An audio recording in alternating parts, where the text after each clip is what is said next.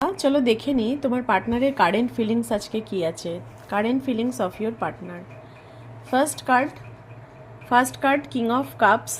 তোমার পার্টনার কিন্তু emotional balance চাইছে, প্রচণ্ড একটা ইমোশনাল কন্ট্রোল, ইমোশন তার ওভারফ্লো হচ্ছে কিন্তু সেটা দেখাচ্ছে না, সে কন্ট্রোল করে রয়েছে, ইমোশন কন্ট্রোল করছে, সে ওয়েটিংয়ের এনার্জিতে আছে।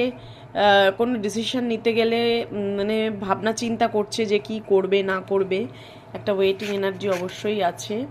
স্ট্রেংথ গ্যাদার করছে, নিজের উপর কাজ করছে, একটা সাহস নেওয়ার চেষ্টা করছে, কারণ সাহস করে তোমার দিকে এগিয়ে আসার চেষ্টা করছে। চ্যারিয়েটের কার্ড, স্ট্রেংথের সাথে চ্যারিয়েট এলো, তো মুভমেন্ট একটা করবে, তোমার দিকে আর আসার একটা ইঙ্গিত আমি দেখতে পাচ্ছি, অবশ্যই একটা ইঙ্গিত দেখতে পাচ্ছি, কারণ তোমার প্রতি প্রচুর ভালোবাসা ফিল করছে।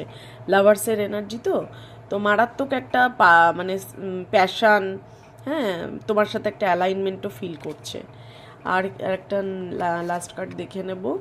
হ্যাঁ, এখন কিন্তু কারোর থেকেই ও ভালোবাসা নেওয়ার স্টেটে নেই, ইউনিভার্সের দেখানো পথেও হাঁটছে না, ঠিক আছে, নিজেকে একটা সব জায়গা থেকে মানে সরিয়ে রেখেছে। এবার নেক্সট কার্ড দেখে নেব।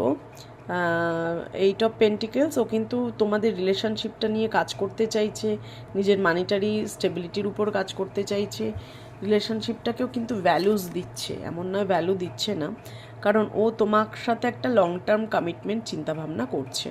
খুব সুন্দর কার্ডগুলো এসছে, লাভার্স, তারপর তোমার ওদিকে স্ট্রেংথ, এদিকে তোমার 8 অফ পেন্টিকেলস, তার সাথে হেরোফেন্ট, মানে একটা লং টার্ম কমিটমেন্টের কথা বলছে।